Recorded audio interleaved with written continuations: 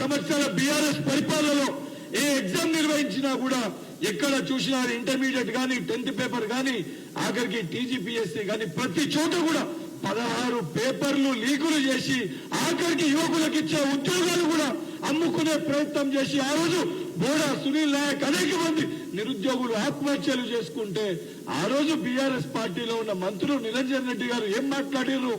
అమలు పని చేసుకొని నిరుద్యోగులు బతకాలని చెప్పి నిరుద్యోగుల పట్ల అవహేళనగా ఎగతాళి చేస్తూ టీఆర్ఎస్ పార్టీ మంత్రులు మాట్లాడితే ఆ రోజు ఇక్కడ ఉన్న శివసేన రెడ్డి గారు మానవతరాయ్ గారు దీనిపైన పోరాటం చేస్తే ఆ రోజు మా పైన దాడులు చేసి అక్రమ కేసులు పెట్టి వారి యొక్క వైఖరి పైన మా రోజు ఉన్న గౌరవం ఏదైతే ఆ ముఖ్యమంత్రి గారు కానీ ఏదైతే ఆ సంబంధించిన వారి మంత్రులు కానీ ఏ ఒక్కరు కూడా వారి నోరు మెదపలేదు.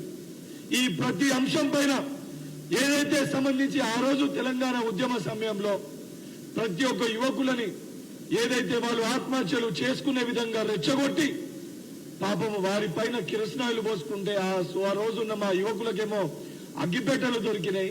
కానీ హరీష్ రావు గారికేమో కిరోసిన్ పోసుకుంటే ఆయనకి అగ్గిపెట్ట దొరకలేదు. ఆ రోజు తెలంగాణ ఏర్పాటు కోసము విద్యార్థుల యువకుల జీవితాల ప్రాణాలతోటి చెలగాటమాడి 10 సంవత్సరాలు మీరు రాజభోగం అనుభవించిన 10 సంవత్సరాలు హరీష్ రావు సూటిగా నేను ప్రశ్నిస్తున్నా, నీ 10 సంవత్సరాల పరిపాలనలో ఒక్క గ్రూప్ 1 ఎగ్జామ్ అన్నా సక్రమంగా నిర్వహించగలిగినవా? ఒక్క గ్రూప్ 1 ఉద్యోగం అన్నా నువ్వు ఇవ్వగలిగినవా? కనీసం ఏ రోజన్నా యువకులు నీ దగ్గరకు వస్తే కనీసం వారి పక్షాన మాట్లాడగలిగినవా?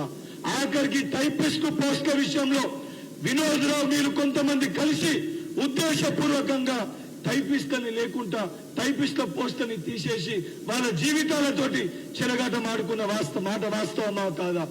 జియో 46 అంశం పైన పరిష్కరించాలని చెప్పి మేము మొత్తుకుంటే ఉద్దేశపూర్వకంగా ఎలక్షన్ కోడ్ రాక 3 రోజుల ముందు సెలక్షన్ లిస్ట్ పెట్టేసి విద్యార్థుల మధ్యలో చిచ్చు పెట్టిన విషయం వాస్తవమా కాదా? నువ్వు సమాధానం చెప్పాలి. 2018లో ఏదైతే ఆర్ఎస్ ప్రవీణ్ కుమార్ గారు రిలింక్విష్మెంట్ తీసేసి ఈ రోజు ఈ డౌన్ లిస్ట్ కానీ ఏదైతే బ్యాక్లాగ్ పోస్టుల భర్తీ కాకుండా ఈ రిలింక్విష్మెంట్ ఆప్షన్ ని తొలగించింది. ఆ రోజు దీనికి సంబంధించి తొలగించాలని చెప్పి చెప్పింది మీరా కాదా? ఆర్ఎస్ ప్రవీణ్ కుమార్ గారు మాట్లాడాలి. ఇవన్నీ అంశాలని పరిష్కరించాలని చెప్పి మేము కానీ నిరుద్యోగులు కానీ ఈ అంశాలకు సంబంధించి సెక్రటేరియట్ దగ్గర కానీ వచ్చి మేము మాట్లాడే ప్రయత్నం చేస్తే మా అందరి పైన నిరుద్యోగుల పైన అక్రమ కేసులు పెట్టిన విషయాలు వాస్తవమా కాదా? ఒక్కసారి నువ్వు దీనిపైన సమాధానం చెప్పాలి. ఆఖరికి శాంతియుతంగా ధర్నా చౌక్ లో మా సమస్యల్ని మా బాధల్ని ప్రభుత్వ దృష్టికి తీసుకొని వెళ్లి ప్రజాక్షేత్రంలో ప్రజలకి తెలియజేయాలని చెప్పి మేము ప్రయత్నిస్తే ధర్నా చౌక్ లో కూడా పర్మిషన్ ఇవ్వకుండా ఇంటి దగ్గరనే ముందస్తు అరెస్టు చేసి అక్రమ కేసులు పెట్టి జైల్లో పెట్టిన విషయాలు వాస్తవమా కాదా ఆలోచించాలి. ఇవన్నిటినీ మర్చిపోయి ఈ రోజు ఏదైతే నువ్వు వచ్చి ఏదైతే మా సోదరుడు పాపం అమాయకుడు వాస్తవానికి ఈ సమస్యలన్నీ కూడా ప్రభుత్వం దృష్టికి తీసుకొని రావాలని చెప్పి నిరుద్యోగుల పక్షాన తను పోరాటం చేస్తుంటే అసొంటి మోతీలాల్ నాయక్ కి ప్రభుత్వంలో ఈ ప్రజా పరిపాలన మా పైన బాధ్యత ఉంది.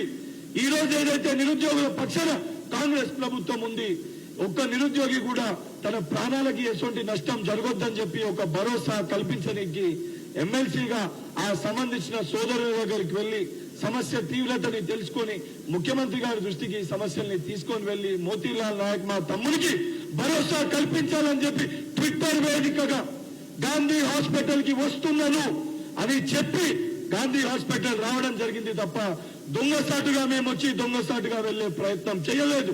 ఎందుకంటే మా ప్రజా ప్రభుత్వానికి నిరుద్యోగుల ప్రతి ఒక్క సమస్యని పరిష్కరించాలనే చిత్తశుద్ధి మాకుంది కాబట్టి మేము ధైర్యంగా మేము గాంధీ హాస్పిటల్ కి వచ్చి మోతీలాల్ నాయక్ తోటి మాట్లాడి ఆ భరోసాని ఇచ్చే ప్రయత్నం మేము చేసినాం. నిరుద్యోగ సోదరులారా, మీకో తమ్మునిగా మీకన్నగా నేను రిక్వెస్ట్ చేస్తున్నా, గౌరవ